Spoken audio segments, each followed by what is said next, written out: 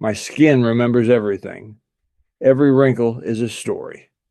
Every trembling touch of my fingers carries the weight of decades. I'm an old man now, and silence has become my closest companion.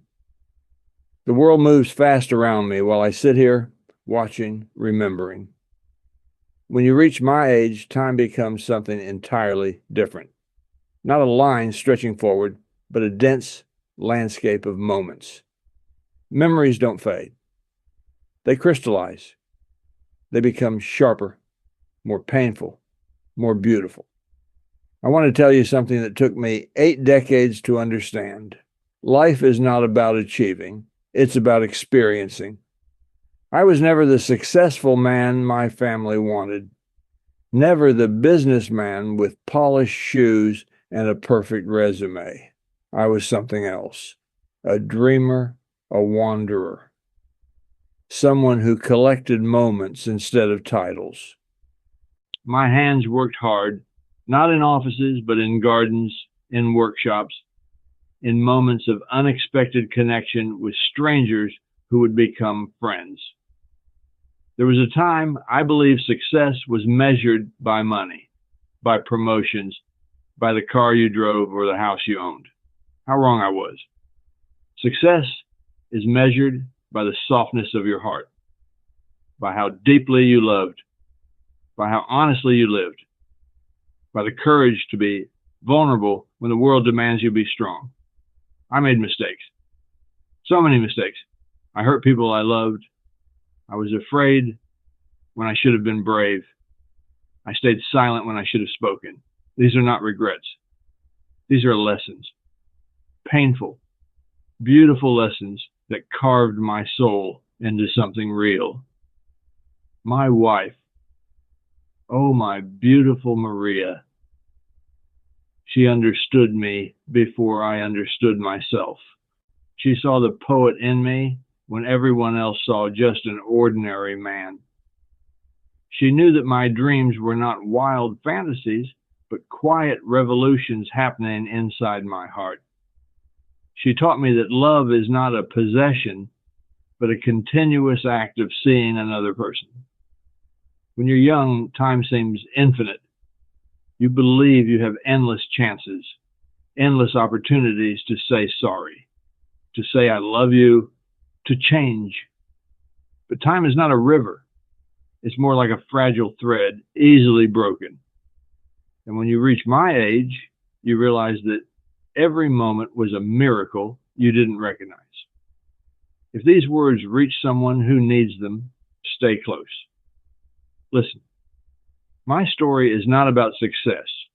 It's about understanding that your life is happening right now, not tomorrow, not when you achieve something. Right now, in this breath, in this moment of reading, in this connection between my weathered memories and your hopeful heart.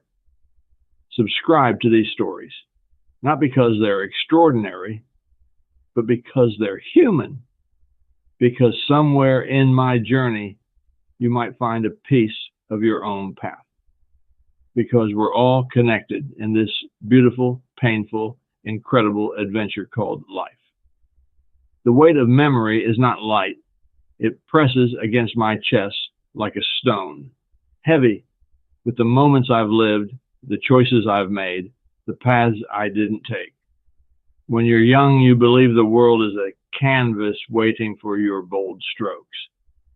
But at my age, I understand the world is more like a delicate fabric, woven with threads of chance, vulnerability, and silent understanding. I remember the war, not as a heroic narrative, but as a landscape of human fragility. Young men, barely more than children, carrying the impossible burden of violence. I was there, not as a soldier, but as a medic. My hands, now trembling, once held the lives of strangers. I learned then that courage is not about fighting. It's about healing, about seeing the humanity in those the world tells you to hate, My generation lived through transformations most young people cannot imagine. We saw technologies emerge that would have seemed like magic in our youth. Telephones that fit in your pocket, computers that connect continents in seconds. But with all this connection, I've watched people become more distant, more isolated. Technology promised to bring us closer, but often it just creates an illusion of proximity. Work consumed me for decades. I was a craftsman, a carpenter by trade. My hands knew the language of wood better than my mouth knew words. Each piece I created was a conversation. A table was not just furniture, but a story of patience, of understanding that beauty emerges slowly with careful attention, with respect for the material's own nature. I wish people would approach life like they approach crafting something beautiful, with patience, with listening, with humble dedication. Love came to me not as a thunderbolt, but as a quiet understanding. Maria wasn't just my wife, she was my co-traveler. We didn't complete each other, we accompanied each other. There's a difference. Completion suggests something was missing. Accompaniment means growing together, respecting individual journeys while walking side by side. I made mistakes, so many mistakes. I was not always a good husband, not always a good father. There were times I was distant, consumed by my own struggles, on my own silent battles, but Maria never judged. She understood that healing is not about perfection, but about continuous effort, about showing up, even when showing up is difficult. Money came and went in my life. I was never rich, never poor, just present. I learned that wealth is not about accumulation, but about circulation, about how you move resources, how you support others, how you create small ecosystems of care around you. A true rich man is not someone with a large bank account, but someone who has created networks of genuine human connection. Grief visited me multiple times. I lost children, I lost friends, I buried dreams. But grief, I discovered, is not an enemy. It's a profound teacher. It shows you the depth of your capacity to love. It reveals that pain and beauty are not opposites. They are partners in the dance of human experience. My body now is a map of scars. Physical scars from accidents, emotional scars from losses. But each scar tells a story of survival, of resilience, of continuing to move forward, even when movement seems impossible. Young people see scars as something to hide. I see them as evidence of having truly lived. The world now moves at a speed that seems incomprehensible to me. Everyone rushing, everyone afraid of missing something. But what are they rushing toward? What are they afraid of missing? The most beautiful moments happen in stillness, in silence, in the spaces between breaths. There are nights when sleep escapes me, and memories become more real than the darkness surrounding my bed. Memories are not photographs, with their living landscapes, breathing with emotions, shifting with each remembrance. I've learned that memory is not about accuracy, but about understanding. My relationship with my children was complicated, not broken, but complex. I was a father of my time, stoic, reserved, believing that love was shown through work, through providing, through silent protection. I didn't know then how much children need words, soft words, vulnerable words, admissions of doubt, expressions of uncertainty. My eldest son, Michael, he was so different from me. Ambitious, driven, always looking forward, while I was always looking inward. We argued. not with raised voices, but with long silences. It took me decades to understand that our differences were not conflicts, but conversations. There was a moment years ago when I could have changed everything. A crossroad so subtle that most would not have recognized it. A job offer in another city. A chance to move our entire family. Maria wanted to go. The children were uncertain. I chose stability. I chose what seemed safe. Now I understand that safety is often just fear dressed in practical clothing. Regret is not something you feel all at once. It accumulates, like dust, like memories, like the subtle changes in a landscape you've known your entire life. My regrets are not about grand failures. They are about small moments, a missed conversation, a withheld embrace, a judgment instead of understanding. I watched the world transform around me. Revolutions that seemed impossible became normal. Civil rights movements, technological explosions, social transformations that reshaped entire human experiences. And through it all, the core of human experience remained unchanged. Our need for connection, our desire to be seen, to be understood. My generation was taught to be strong, to not show weakness, to carry everything internally. But strength is not about carrying weight alone.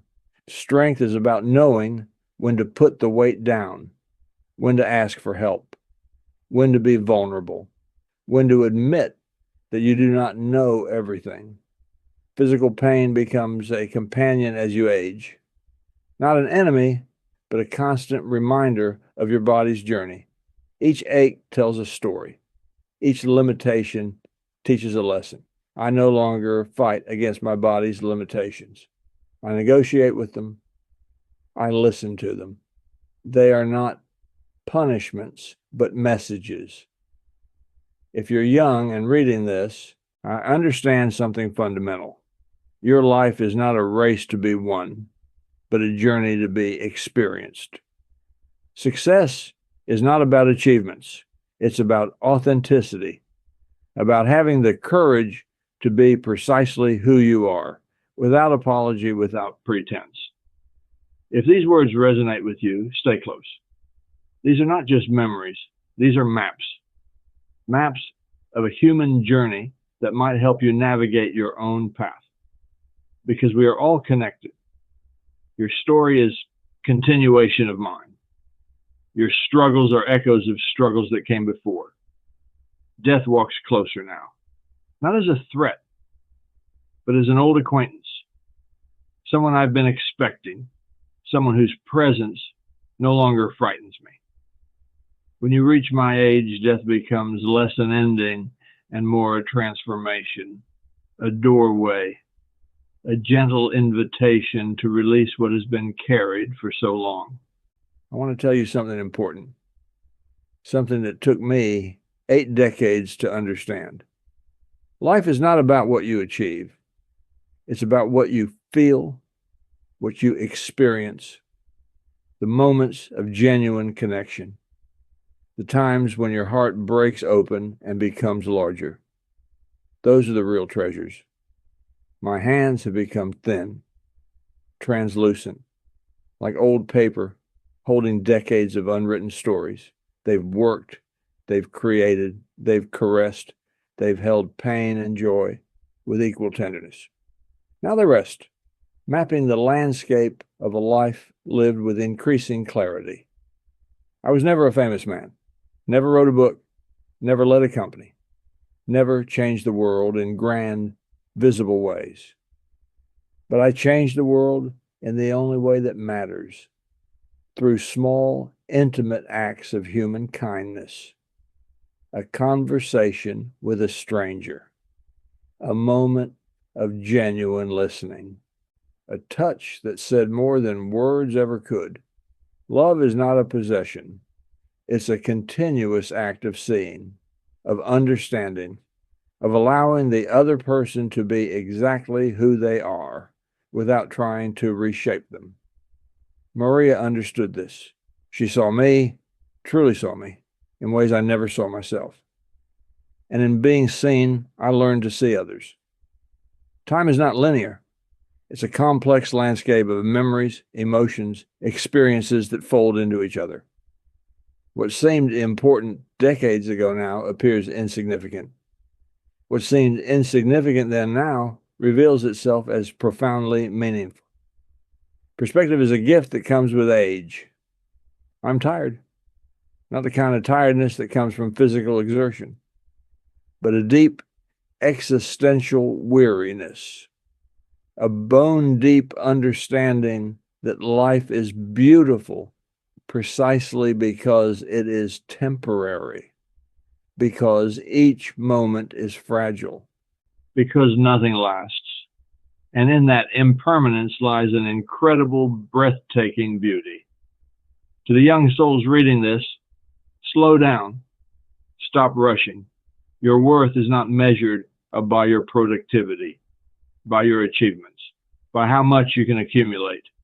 Your worth is measured by your capacity to love, to be vulnerable, to admit when you are lost, to start again. The world will tell you to be strong, to be tough, to never show weakness. But true strength is vulnerability. It's having the courage to say, I don't know, to say, I'm scared, to say, I need help. Weakness is not in admitting limitations. Weakness is in pretending you have none. My time is growing short. These words are not just memories. They are a bridge, a connection between generations, between experiences, between souls who are trying to understand this complex, beautiful, painful journey we call life. If you're listening, if these words find you in a moment of doubt, of confusion, of pain, know this: you are not alone. Your struggle is human. Your pain is valid. Your journey is sacred.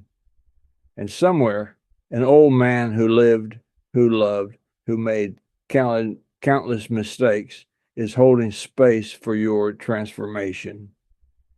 Subscribe to these stories, not because they are extraordinary, but because they are human. Because in sharing our vulnerabilities, we create the most profound connections. Because your story is continuation of mine, and mine of those who came before. We are all threads in this incredible, mysterious tapestry of human experience. What will you do with your precious, unrepeatable life?